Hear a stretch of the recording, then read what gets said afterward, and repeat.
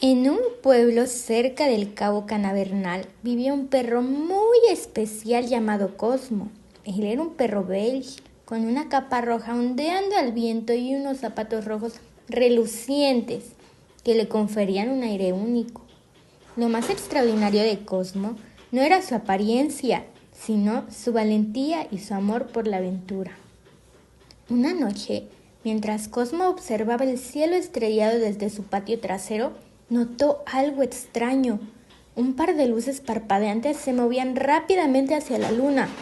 Pronto se dio cuenta de que eran naves extraterrestres dispuestas a invadir el hogar celestial de la noche.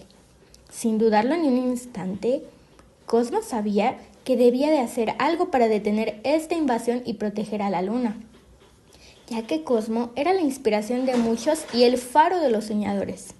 Cosmo corrió a su pequeño cobertizo y encontró su vieja nave espacial, la cual había construido con la ayuda de su dueño, un exastronauta retirado.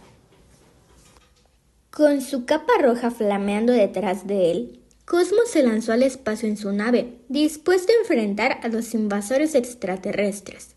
Atravesó el vacío del cosmos, sorteando asteroides y esquivando rayos láser de los enemigos, hasta que finalmente llegó a la luna. Allí se encontró con los invasores, criaturas extrañas con tentáculos y ojos brillantes. Sin embargo, la determinación de Cosmo no flaqueó. Con astucia y valentía, ideó un plan para distraer a los invasores y desactivar sus armas. Gracias a su ingenio y coraje, Cosmo logró repeler la invasión extraterrestre y salvar a la luna. Los habitantes del pueblo lo recibieron como un héroe y su historia se convirtió en una leyenda que se contará durante generaciones.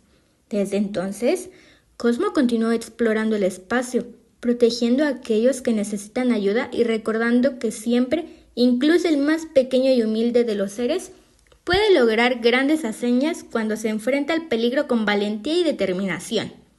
Y así, el perro astronauta con capa roja y zapatos rojos se convirtió en un símbolo de esperanza y coraje en todo el universo.